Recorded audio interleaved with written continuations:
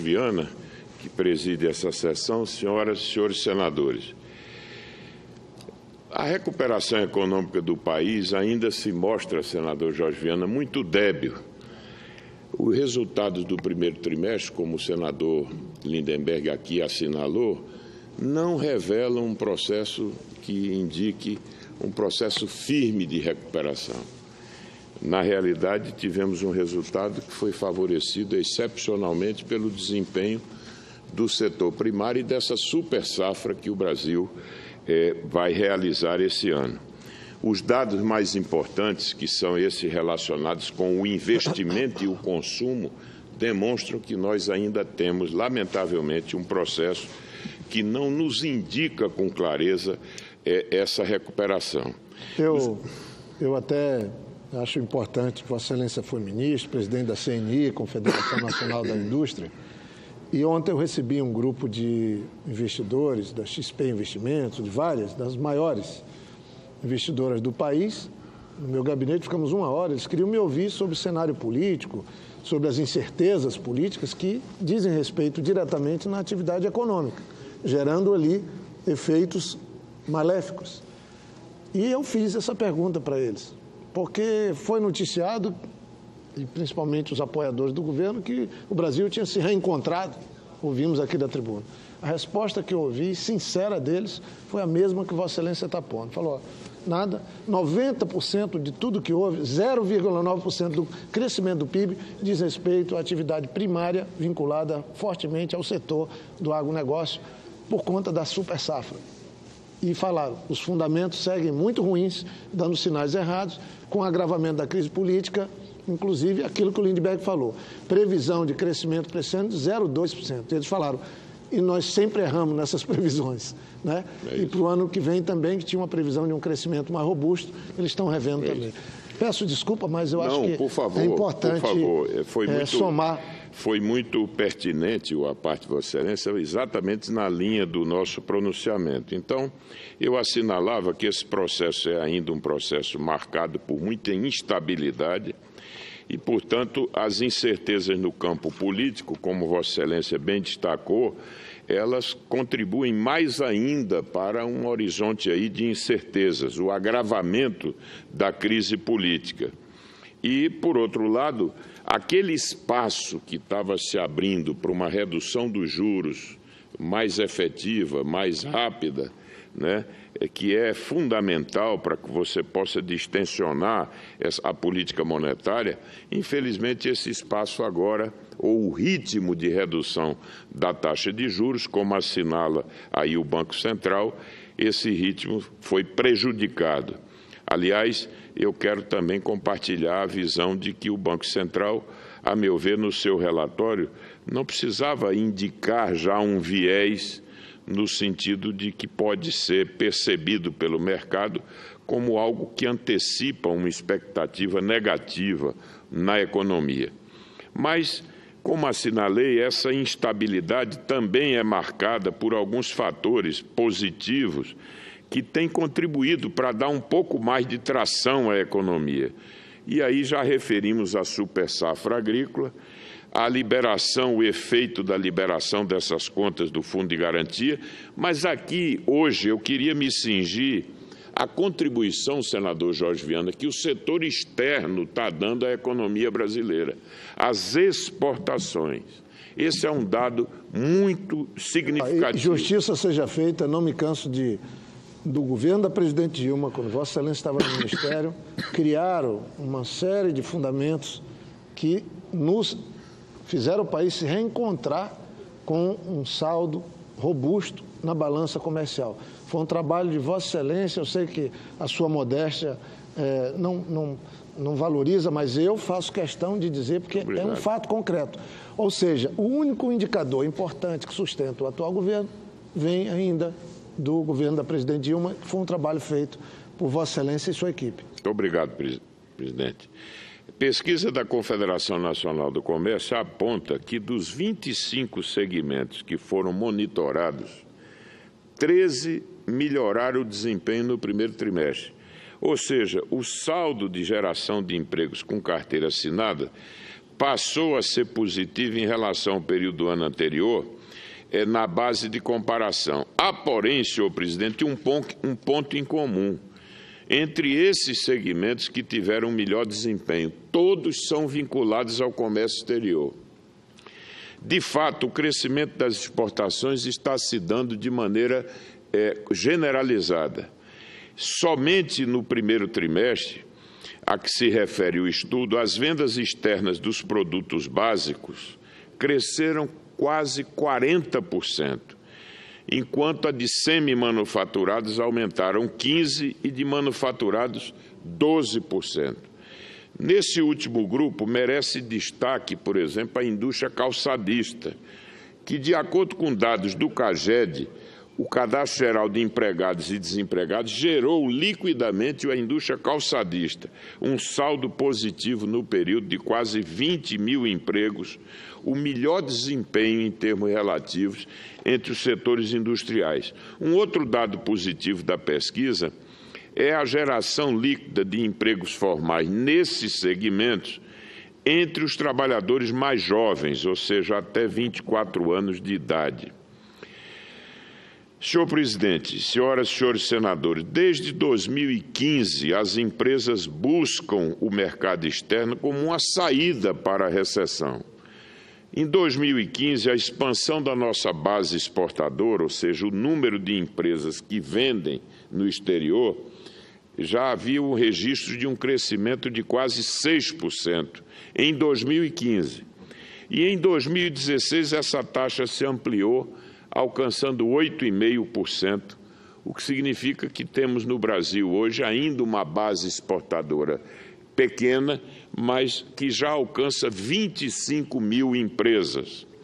A estratégia é contratar demanda externa para, de um lado, diminuir a ociosidade das nossas linhas de produção e aí sim aumentar o emprego com a melhor utilização da capacidade instalada das empresas.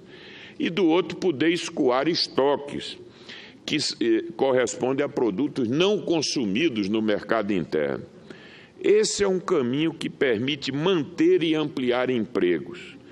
Para se ter uma ideia, a cada $1 bilhão em exportações, são mobilizados quase 50 mil trabalhadores, se contarmos toda a cadeia envolvida, até um produto embarcar para o seu destino final.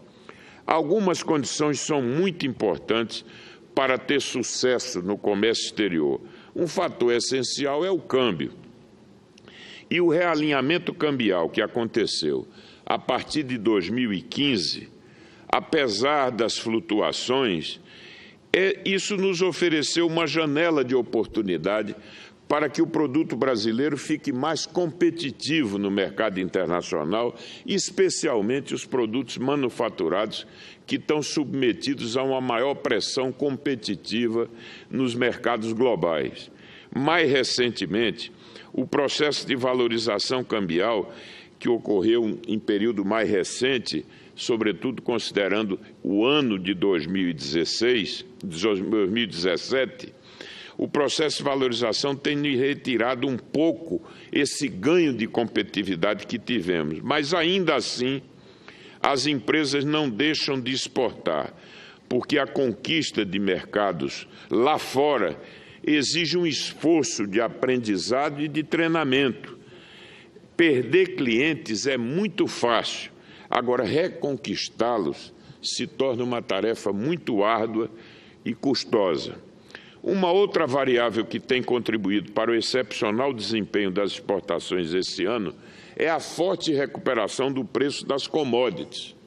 O crescimento de 94% nos preços do minério de ferro, 68% do petróleo, 42%, por exemplo, no açúcar e 8% na soja, no complexo soja, que tem um peso relativo muito importante na nossa pauta de exportação. O efeito desse combinado desses fatores terminou por permitir que alcançássemos $88 bilhões até maio, um crescimento de quase 20% se cotejado com o mesmo período do ano passado. No âmbito dos manufaturados, eu queria destacar especialmente o excepcional desempenho do setor automotivo. O efeito dos acordos fechados desde 2015, senador Jorge Viana, especialmente a renegociação dos acordos com a Argentina e com o México, tem permitido um avanço muito significativo nas vendas externas do setor automotivo. Somente este ano, as exportações de automóveis de veículos leves expandiram-se em 50% e de veículos de carga mais de 60%.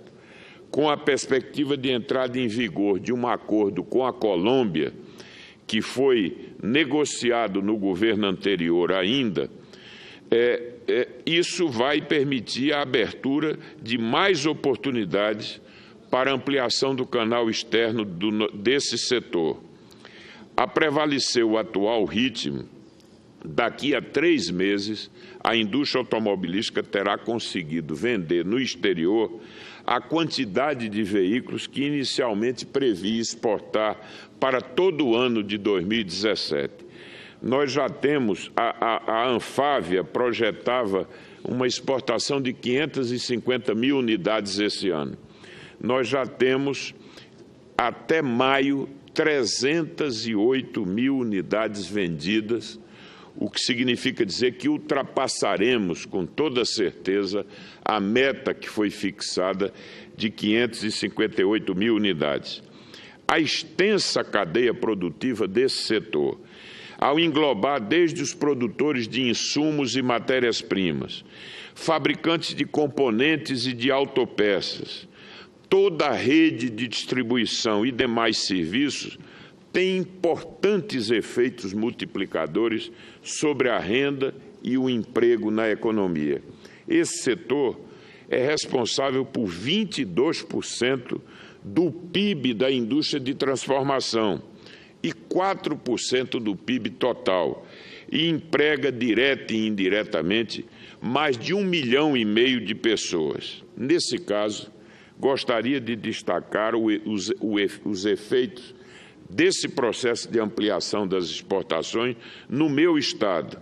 Em 2 anos de operação, presidente Jorge Viana, a fábrica da Fiat, a Jeep Fiat, que foi implantada lá em Pernambuco, já produziu 220 mil unidades, sendo que 55 mil unidades foram destinadas ao mercado externo.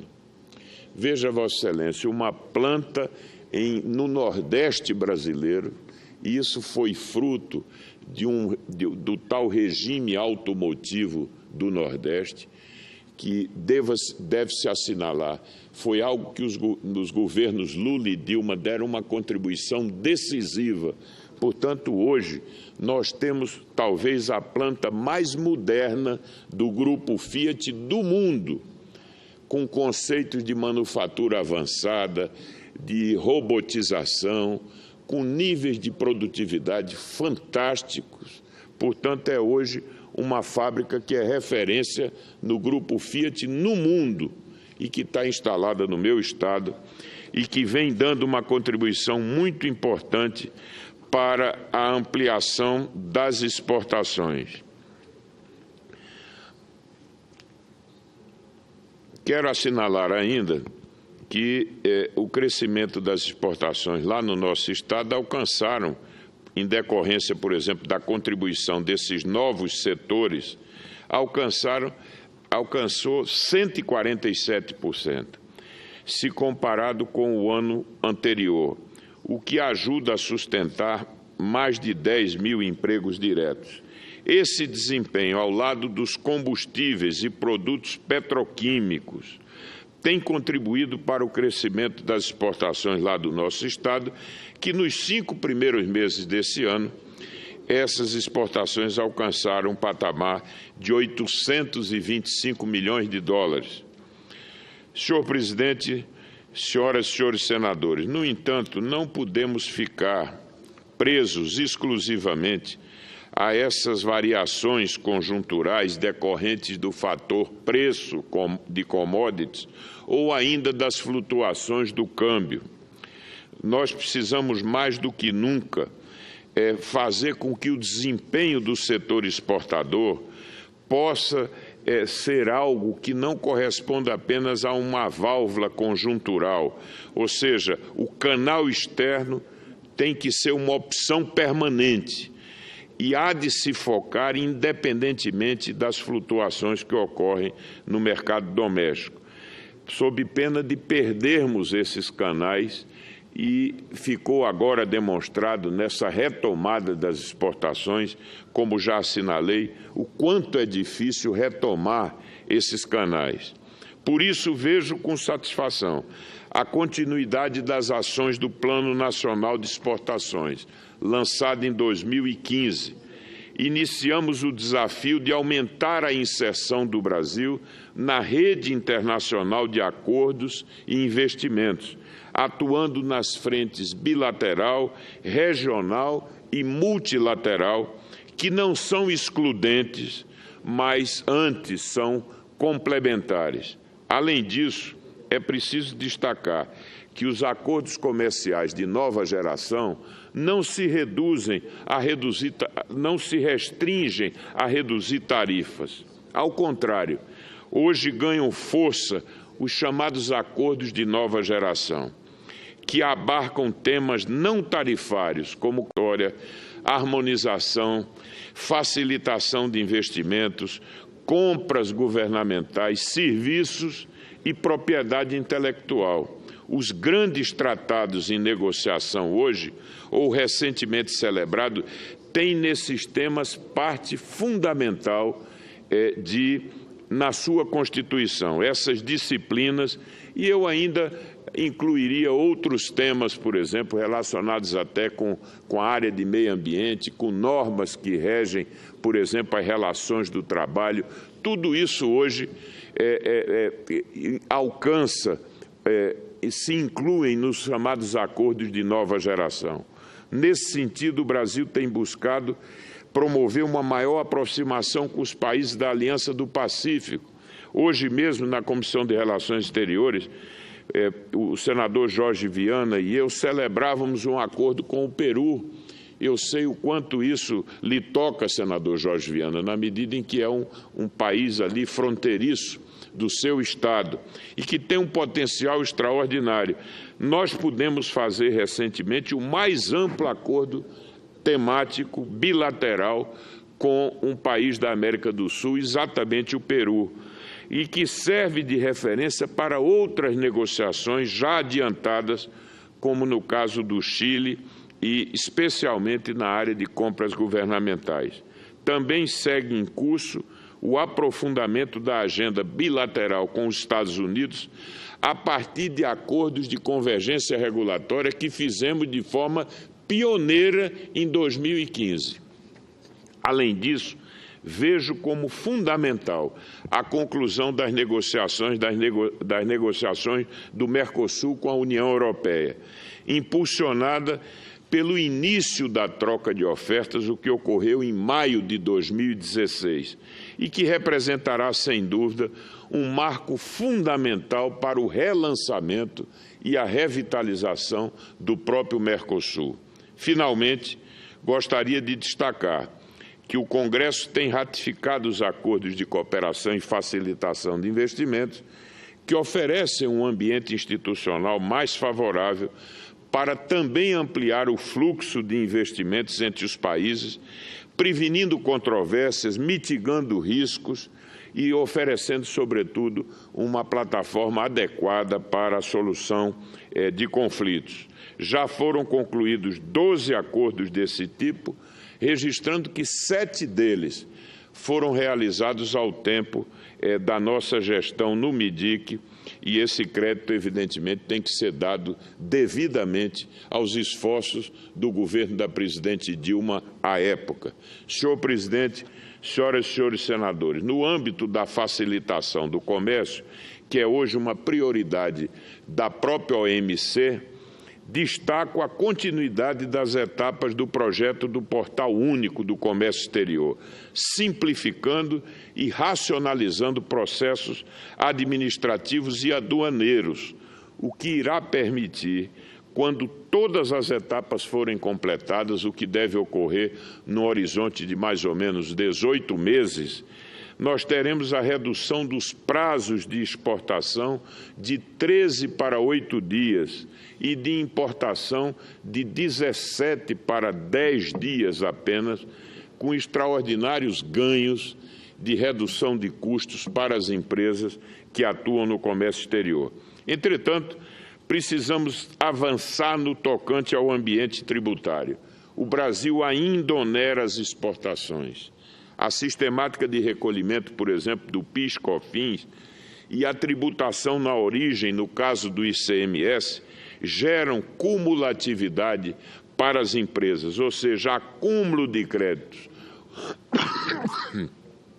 que se defrontam com esses resíduos tributários que não são devidamente compensados e retiram a competitividade, especialmente dos produtos manufaturados nas cadeias mais longas. Quanto mais extensas as cadeias de produção, maior é esse resíduo tributário e, consequentemente, aumenta a desvantagem da produção brasileira.